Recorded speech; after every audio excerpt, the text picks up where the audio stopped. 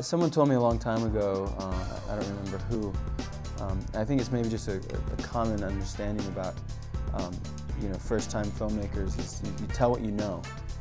And I'm still a very young filmmaker, and and also in documentary I think it's a great tool to really reflect sort of a personal story and tell something that's very, very deeply personal.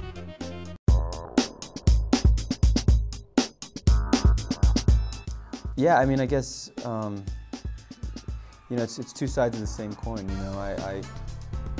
As a performer, as an actor, I have to allow myself to be vulnerable and raw in front of the camera, and it's not different sort of being making a film that you're sort of a subject in as well. So that was something that was hard to sort of ride that line, because as a director, and you do have the power to sort of remove all of the vulnerability, and you really rely on your editors and your producers to help gauge where that balance is.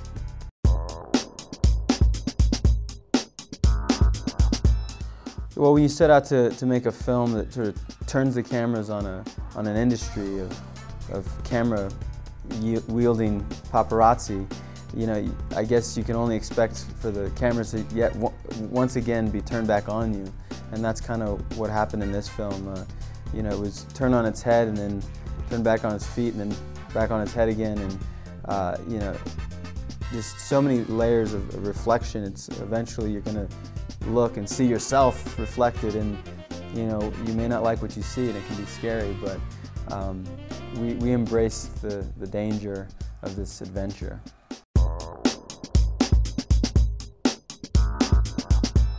I think that's something that all filmmakers grapple with, and documentary filmmakers in particular, because eventually you have to end the movie, you have to finish it. The story has to come to some sort of resolution, and often the resolution isn't obvious. And that's why I think documentaries take so long sometimes, especially discovery, documentaries that aren't necessarily just informational, but they're about a real human story. And you have to have the patience and the persistence to make sure that you wait for the ending to come about.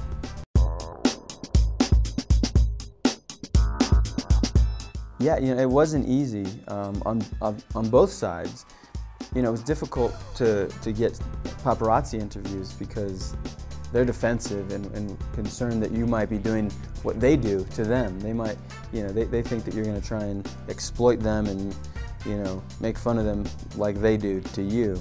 And with the celebrities, it was difficult because it's such a taboo subject. No celebrity wants to sort of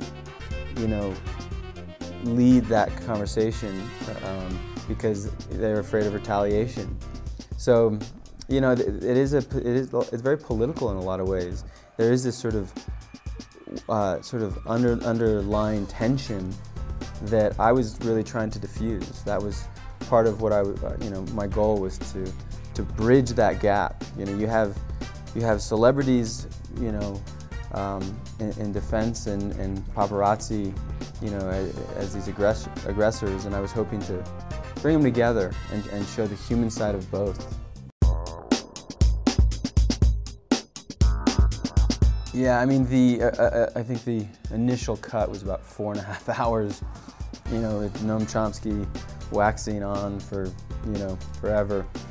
I was really sad to have to cut Noam Chomsky out of the film, because I wanted to say that I was the first guy to make a film with Paris Hilton and Noam Chomsky in the same, hour and a half.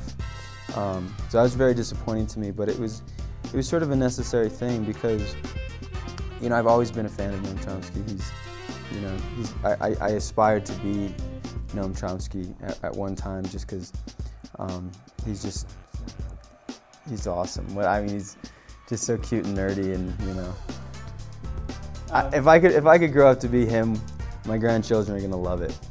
But you know, I mean, essentially, you know, I not only had to make sure to tell this very human story of this young boy coming of age, but I also had to take responsibility for the, you know, the argument and the continued sort of conversation about media that I was building, and I felt like the movie really starts where Noam Chomsky leaves off, and I really wanted to take it to the next level and further the conversation, and a lot of, you know, a lot of sort of the new ideas out there are coming from you know, different people. Thomas Dzengotita, I felt, really sort of inspired me to look at my world, this world of media that we're all part of, in a different way. Well, you know, Paris Hilton, she is quite popular, you know, and Google there are, you know, there are algorithms that actually calculate those numbers, and it's not like she didn't make it up. It's actual, you know, hard data of how many people are online, Googling and talking, and, you know, engaging with her versus, you know, Jesus. So I just love the fact that, you know, you had the Beatles, who were bigger than Jesus, and then now you have this sort of more humble, you know, take on it. It's just not quite Jesus. Yeah, yeah. It's much more diplomatic.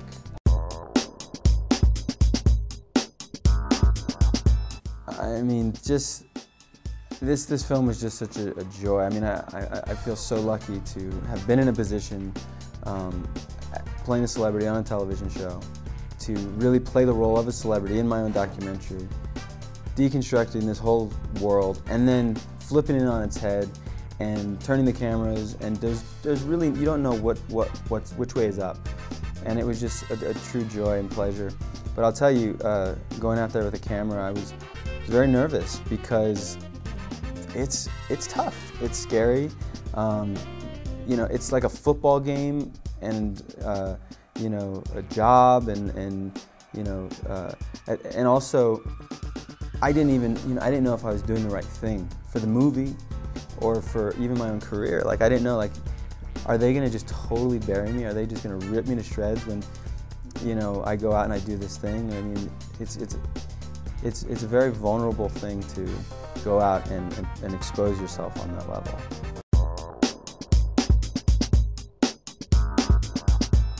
Frankly, I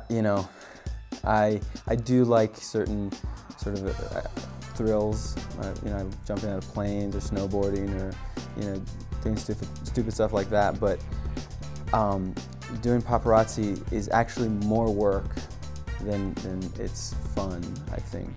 So I have a deeper respect for what they do, just because of the long hours of waiting and being patient.